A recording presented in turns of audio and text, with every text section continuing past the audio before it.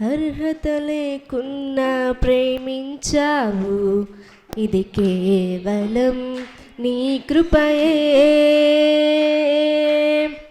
యోగ్యత లేకున్నా హెచ్చించావు, ఇది కేవలం నీ కృపయే.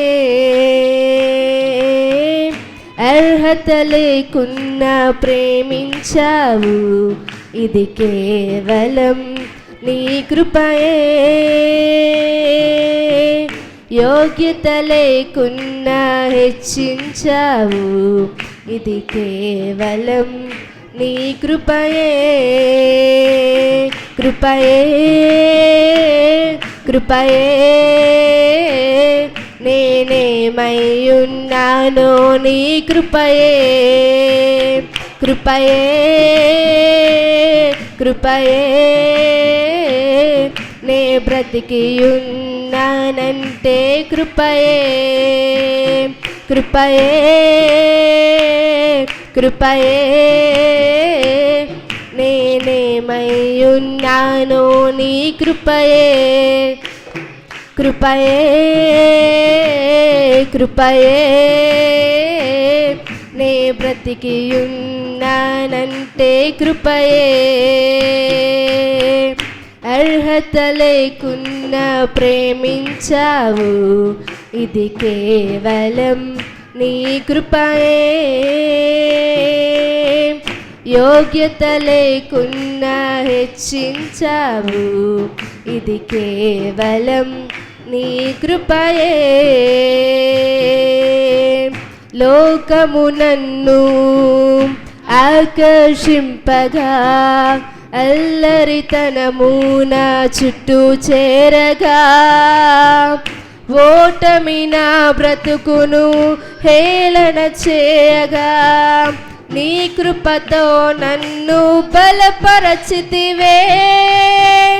లోకము నన్ను ఆకర్షింపగా, అల్లరితనము నా చుట్టూ చేరగా, ఓటమి నా బ్రతుకును హేళన చేయగా, నీ కృపతో నన్ను బలపరచితివే.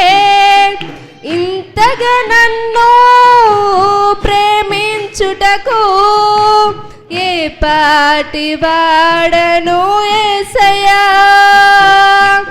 ఇంతగా నన్ను ప్రేమించుటకు ఏ పాటి దానను యేసయ్యా. నీ కృపకు ఎల్లప్పుడు కృతజ్ఞులను, నీ కృపకు ఎల్లప్పుడు కృతజ్ఞులను. కృపయే కృపయే నేనేమై ఉన్నానో నీ కృపయే. కృపయే కృపయే నే బ్రతికి ఉన్నానంటే కృపయే. అర్హత లేకున్నా ప్రేమించావు, ఇది కేవలం నీ కృపయే. యోగ్యత లేకున్నా హెచ్చించావు, ఇది కేవలం నీ కృపయే. శ్రమలు శోధనలు నన్నావరింపగా, అజ్ఞానము చేనే హీనమవ్వగా, మరణపు కోరలు నా చుట్టూ చేరగా, నీ కృపతో నన్ను బ్రతికించితివే. ఇంతగా నన్ను హెచ్చించుటకు ఏ పాటి దానను యేసయ్యా. ఇంతగా నన్ను హెచ్చించుటకు ఏ పాటి దానను యేసయ్యా.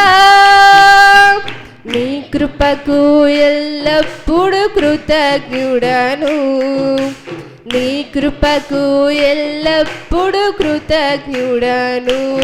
కృపయే కృపయే నేనేమయ్యున్నానో నీ కృపయే, కృపయే, కృపయే. నే బ్రతికియున్నానంటే కృపయే, కృపయే, కృపయే. నేనేమయ్యున్నానో నీ కృపయే, కృపయే, కృపయే. నే బ్రతికియున్నానంటే కృపయే.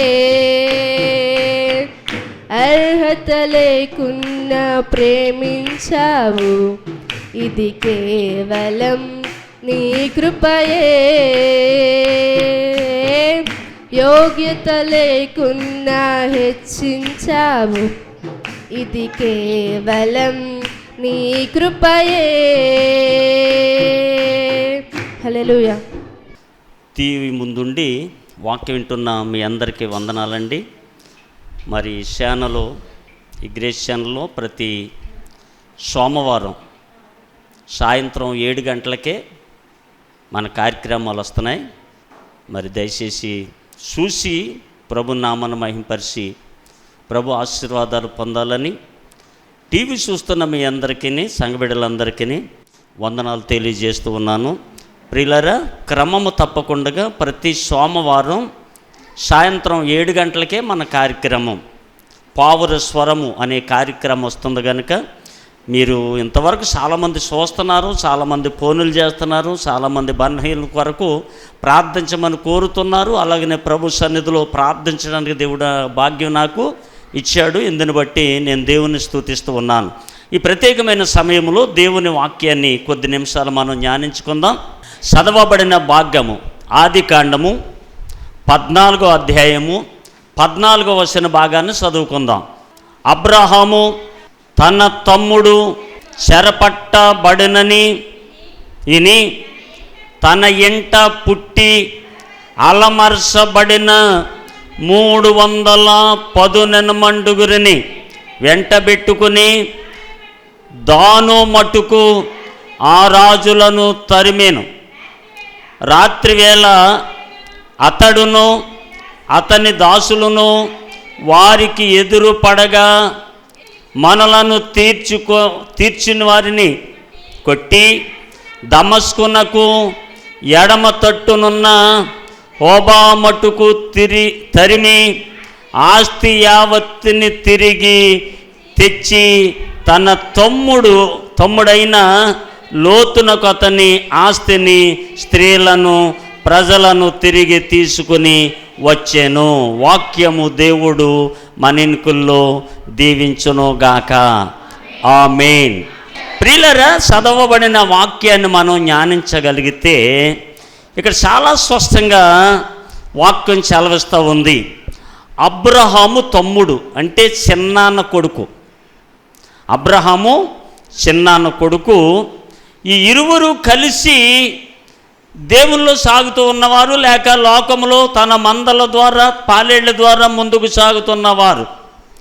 వీరు కలిసి జీవించలేనంత ఆస్తి పెరిగింది వీరికి. అబ్రహాము ఆస్తి పెరిగింది, తన తమ్ముడు లోతు ఆస్తి పెరిగింది. ఆస్తి పెరిగినందువల్ల వారి పాలేళ్ళు ఈ పొలం ఇంతవరకు మాది మేమే మేపుకుంటామనే గొడవలు పెట్టుకుంటాం ద్వారా అబ్రహాం అన్నాడు, తమ్ముడు మనం కలిసి జీవించడానికి మన ఆస్తి పెరిగింది కనుక నీవు ఏ తొట్టుకి వెళ్తావో చూడు, నీవు ఏ తొట్టుకి వెళ్తే ఆ తట్టుకు నువ్వు వెళ్ళు, నువ్వు చిన్నోడు కనుక ముందు నీకే అవకాశం ఇస్తున్నాను, నేను తర్వాత ఎక్కడ ఉండాలో చూసుకుంటానంటే తమ్ముడు లోతు అన్నాడు, సొదొమ గొమొర్రా సత్యశ్యామలంగా ఉందంట, ఆ తట్టు వెళ్తానన్నాడు. స్తోత్రం. సొదొమ గొమొర్రాలో దేవుడు లోతును తన కుటుంబాన్ని ఆశీర్వదించాడు.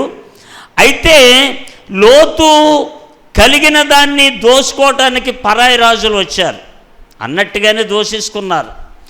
ఆస్తిని దోచుకున్నారు, మనుషులను దోచుకున్నారు, స్త్రీలను దోచుకున్నారు. వాళ్ళని తిరిగి తీసుకుని వెళ్ళిపోతున్న సమయంలో ఆ వార్త అబ్రహాం గారికి తెలిసింది. దేవునికి మహిమ కలుగునుగాక. హల్లెలూయా. అదే మనం చదువుకున్నాం. ఆ అబ్రం గారికి ఈ వార్త తెలిసి తన తమ్ముడిని పరాయి రాజులు దోశారు అన్న ఆలోచన మేరకు తన ఇంట పుట్టినవారు 310 నెనమండుగురు, తన ఇంట పుట్టినవారు 310 నెనమండుగురు మనుషులు, అంటే యుద్ధము చేయువారు, అంటే యవనస్తులు, ముసలివాళ్ళు వృద్ధులు కాదండి, యవనస్తులు 310 మండుగురిని తీసుకుని తన తమ్ముని ఆస్తి దోసుకుని వెళ్ళిపోతున్న వారిని ఎదుర్కొన్న వెళ్ళాడు. దేవునికి మహిమ కలుగునుగాక. హల్లెలూయా. ఎదుర్కొన్న వెళ్ళి వారిని ఎదుర్కొని వారితో యుద్ధము చేసి వారు ఆస్తిని తీసుకుని తిరిగి వస్తున్నారు. దేవునికి స్తోత్రం. హల్లెలూయా. చదవండి ఇప్పుడు 17వ వచనం. అతడును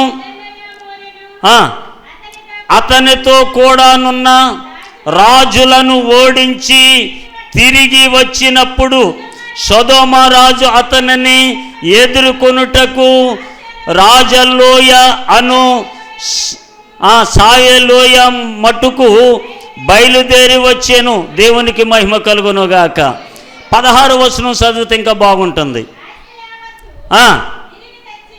ఆస్తి యావత్తు తిరిగి తెచ్చి తన తమ్ముడైన లోతును, అతని ఆస్తిని, స్త్రీలను, ప్రజలను తిరిగి తీసుకుని వచ్చాను. స్తోత్రం.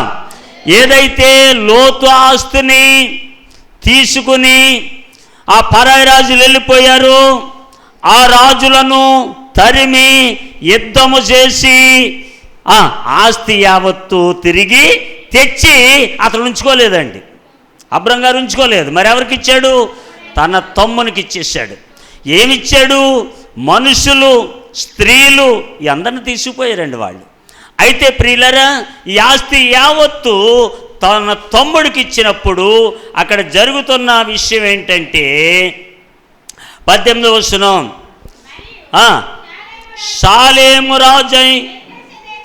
సాలేము రాజైన మెల్కీషెదెకు రొట్టెను ద్రాక్షారసమును తీసుకొని వచ్చాను. ఇక్కడ సందర్భం చూడండి. తన తమ్ముని ఆస్తి దోచుకుపోయారు. వాళ్ళని యుద్ధం చేసి ఆస్తి యావత్తు తీసుకుని వచ్చి ఆస్తి తన తమ్మునికి ఇచ్చిన తరువారి వెంటనే జరుగుతున్నది ఏంటంటే ఒక యాజకుడు అబ్రహాముకి ఎదురుగా వెళ్ళాడు. దేవునికి మహిమ కలుగునుగాక. అబ్రహామునకు ఎదురుగా వెళ్ళి ఆయనకి ఏమిస్తున్నాడు? రొట్టెను ద్రాక్షారసమును తీసుకొని వచ్చాను. ఎవరైనా? యాజకుడు. ఎవరండి ఈయన? యాజకుడు. ఏం తెచ్చాడు? రొట్టె, ద్రాక్షారసం. ఈవేళ చాలామంది ఆలోచన ఏంటంటే యేసయ్య చనిపోయిన తరువాత ఆయన ఆ శిలువ మరణం పొందకు మునిపే నా శరీరం తిని నా రక్తం త్రాగండి అన్నాడు గనక యేసయ్య పుట్టిన తర్వాత వచ్చింది కానీ శరీరం ఇంతకు ముందుందా? ఇంకా చాలామంది ఇలాగంటున్నారు, ఈ మతం ఈ మధ్య కాలంలో వచ్చింది కానీ ఇంతకు ముందుందా అని ఆలోచనలు చాలామందికి ఉన్నాయండి. ఆలోచన ప్రకారంగా ఇక్కడ చూస్తున్న మనము దైవజనుడైన మెల్కీషెదెకు ఏం తెచ్చాడంట? ఎప్పుడిది? ఆదిలోనే. గమనించాలి. టీవీ ముందు వింటున్న వారులారా గమనించండి. ఆదిలోనే రొట్టె ద్రాక్షరసము యాజకుడైన మెల్కీషెదెకు తెచ్చాడు. చప్పట్లు కొట్టి దేవుని నామాన్ని మహిమపరదాం. హల్లెలూయా. ప్రియరా, ఆ రొట్టె ద్రాక్షరసం ఎవరికి ఇచ్చాడు అంటే చాలా స్పష్టంగా వాక్యం సెలవిస్తూ ఉంది. అప్పుడతడు అబ్రామును ఆశీర్వదించి ఆకాశమునకు భూమికిని సృష్టికర్తయును సర్వోన్నతుడనైన దేవుని వలన అబ్రహాము ఆశీర్వదింపబడునుగాక అనియు నీ శత్రువులను నీ చేతికి అప్పగించిన సర్వోన్నతుడగు దేవుడు స్తుతింపబడునుగాక అనియు చెప్పాను. దేవునికి మహిమ కలుగునుగాక. హల్లెలూయా. ఇప్పుడు చెప్పండి, యుద్ధం ఎవరు చేశారు? దేవుడే. ఇంటికి పుట్టిన వారిని 318 మండుగురను తీసుకెళ్ళాడు. వాళ్ళను అలా నిలబెట్టగా వాళ్ళ ద్వారా దేవుడే యుద్ధము చేయించాడు. దేవుని స్తోత్రం చెప్దాం.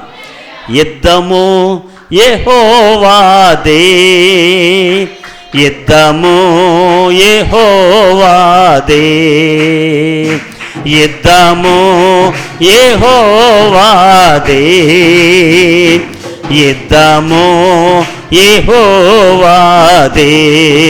రాజులు మనకే స్తోత్రం, సూర్యులు మనకే వారు లేరు, రాజులు మనకే వారు లేరు, సూర్యులు మనకే వారు లేరు. సైన్యములకు అది యెహోవా మన అండ, సైన్యములకు అధిపతి అయిన యెహోవా మన అండ.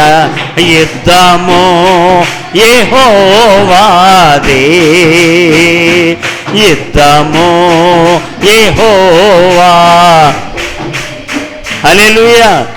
మనకు రాజులు లేరు, సైన్యము లేదు, కానీ మన పక్షంగా దేవుడు యుద్ధం చేస్తున్నాడు. స్తోత్రం.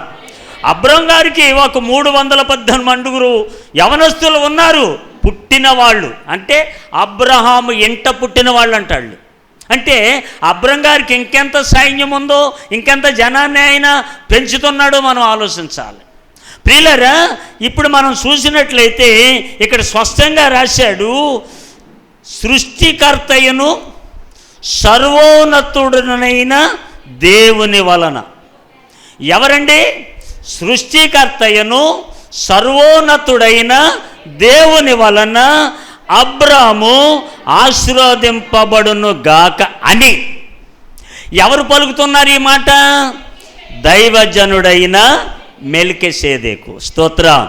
ఆలోచించండి, ఆశీర్వాదాలు ఖచ్చితంగా దైవజనుడు పలుకుతూ ఉంటే ఆ ఆశీర్వాదాలు మనకు వస్తాయండి. ఆశీర్వాదాలు పలకాలి. పలికాడు ఆశీర్వాదం. ఏమంటాడంటే సృష్టికర్తయు. ఎవరండి ఈయన? అబ్రామును ఆశీర్వదించిన వాడు ఎవరైనా? సృష్టికర్త. రెండవది సర్వలోకములో ఉన్నవాడు. కొట్టండి చప్పట్లో.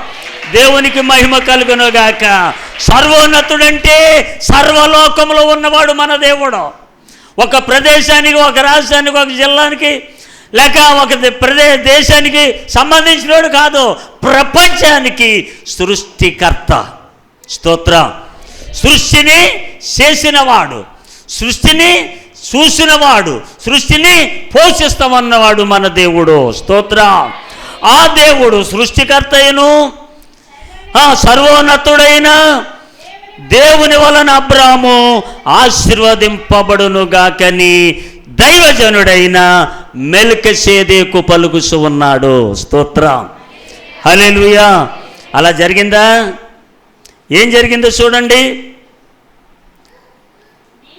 నీ శత్రువులను నీ చేతికి అప్పగించిన సర్వోన్నతుడగు దేవుడు స్తుతింపబడునుగాక అనియు చెప్పెను.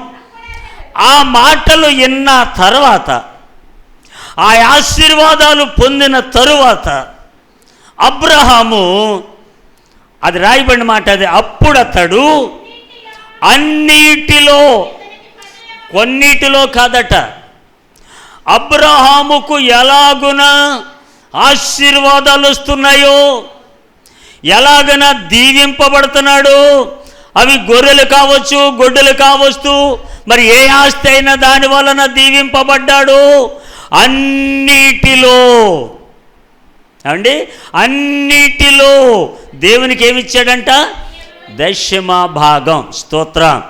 హల్లెలూయా. ఏమండి, నేనంటాను, మెల్కీసెదెకు దశమ భాగం ఇమ్మని అబ్రామును అడిగాడా?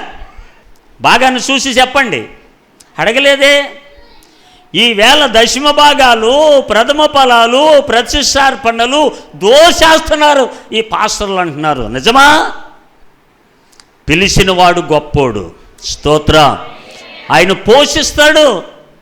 ఆకాశ పక్షులను చూడండి, అవి ఎత్తవు, కొయ్యవు, కొట్లలో కూర్చుకోవు, అయినను వాటిని పోషిస్తున్నానే, వాటి కంటే మీరు శ్రేష్ఠులు కారా అన్నాడు. దేవునికి మహిమ కలుగునుగాక. దైవజనుడైన ఏలీని ఏం పోషించే చెప్పండి? కాకులు పోషించాయి. అవును, దేవుడు ఎలాగైనా తన సేవకుణ్ణి పోషిస్తాడు. పిండి లాగవలసిన పని ఏ సేవకునికి లేదండి. ఈ అవంతరాలు అపనిందలు వేయటం తప్పు. వేయొద్దు నిందలు. ప్రియులారా, దేవుడు పిలిచాడు గనక దేవుడే పని అప్పగించి దేవుడే ఆశీర్వదిస్తాడు. స్తోత్ర. అబ్రహామును ఎవరు ఆశీర్వదించారు? దేవుడు. ఎప్పుడు ఆశీర్వదించాడు? అన్నిటిలో 10వ వంతు ఇచ్చాడట. అప్పుడు అబ్రహామును దేవుడు ఆశీర్వదించాడంటే మొదటే దైవజనుడు ఆశీర్వదించాడు. ఆశీర్వాదాన్ని బట్టి అబ్రహాము లోబడి అన్నిటిలో 10వ వంతు ఇచ్చాడు. ప్రియులారా, ఈ మాటను బట్టి మనం ఆలోచించగలిగితే నిజంగా నేను కావచ్చు, మీరు కావచ్చు, ఎవరమైనా సేవకుడని గొప్ప ఏమీ లేదు. సేవకుల కోసం ఏమి రాశాడో తెలుసా? మీకు ఇచ్చిన దాంట్లో ఆ 10వ భాగములో 10వ భాగం ఇమ్మన్నాడు. మింగేయమనలేదు. వారు 10వ భాగం ఇస్తుంటే నువ్వు మింగేయి నాన్న, నువ్వు మింగేసి నీ ఇష్టం వచ్చినట్టు తిరిగి నాన్న అని దేవుడు చెప్పలేదు. ఏం చెప్పాడు? ఆ 10వ భాగములో 10వ భాగం ఇమ్మన్నాడు. స్తోత్ర. హల్లెలూయా. ఎవరు చెప్పారు ఈ మాటలు? దేవుడే. దైవజనుడు చెప్పలేదు, దైవజనుడు కల్పించలేదు ఈ కథలో. దైవజనుడు కల్పించడు. ప్రియులారా, ఆలోచన చేయండి. ఆశీర్వాదము కోసమే అబ్రహాము అన్నిటిలో 10వ వంతు ఇచ్చాడు. స్తోత్రం చెప్దామా? హల్లెలూయా. ఇంకేమన్నాడు? 20వ చరణం, మనుషులను నాకిచ్చి ఆస్తిని మీరే 21 చదువుతున్నారు, విన్నారా? ఆస్తిని నాకు ఇయ్యి, మనుషులను నువ్వు తీసుకోమని అబ్రాముతో చెప్పగా, అబ్రాము నేనే అబ్రామును ధనవంతునిగా చేశారని నువ్వు అక్కడక్కడ చెప్పగా మానవు. నిజమే కదండి? నిజంగా అబ్రాహాము సొదొమ రాజు మాట విని తీసుకుంటే అబ్రాహామును నేనే ఆశీర్వదించానంటాడు. అప్పుడు దేవునికి మహిమ రాదు. దేవునికి ఏ మహిమ చెందదండి.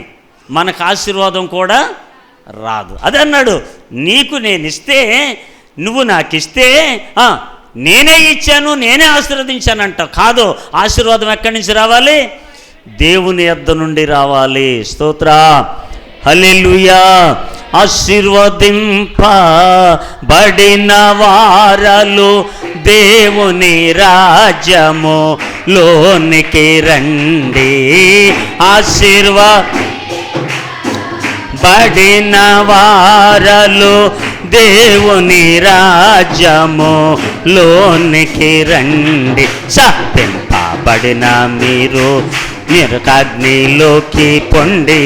శపింపబడిన మీరు నరకాగ్నిలోకి పొండి అని యేసు ప్రభు దిల్పి ఆ దినమునా కమ్ముకుంటూ వస్తుంది కడవరి దినము. అయ్యో అయ్యో మనకెంతో వేదనకరము కమ్ముకుంటూ వస్తుంది. దేవునికి మహిమ కలుగునుగాక. హల్లెలూయా. నూలు పోగు నాకు అవసరం లేదు. నాకెవరిస్తారు?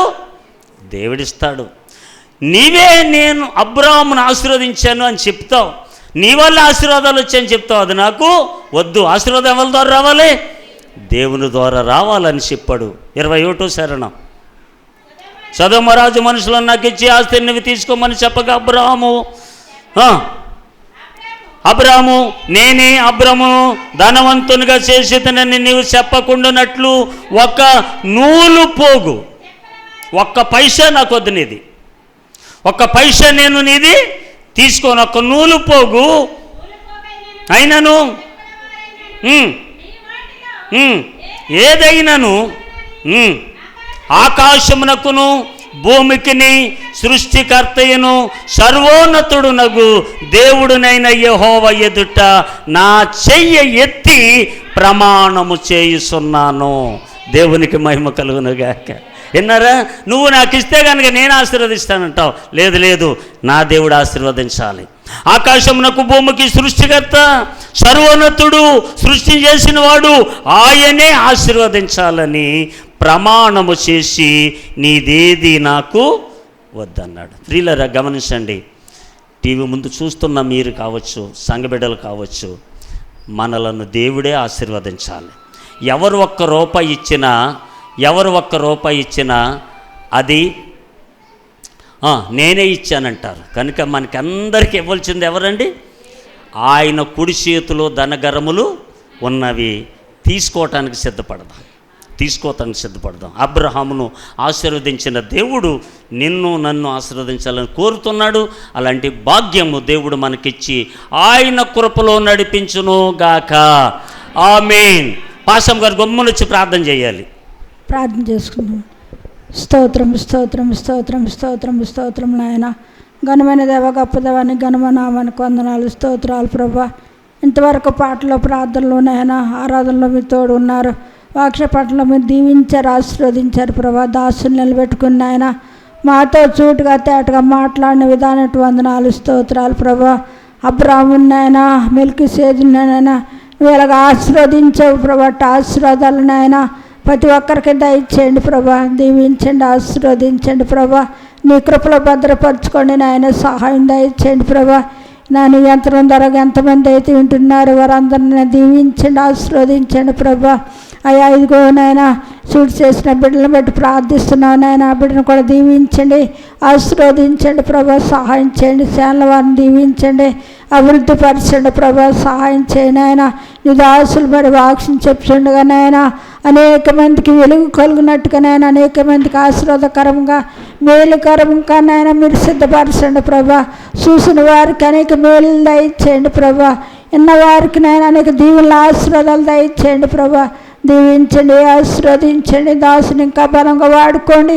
ఏడంతా అంతా నింపి సహాయం దయచేయండి. నీ నామానికే మేము తెచ్చుకోమని యేసు పరిశుద్ధ నామమున వేడుకొని ప్రార్థించుకుంటున్నాం తండ్రి. ఆమేన్.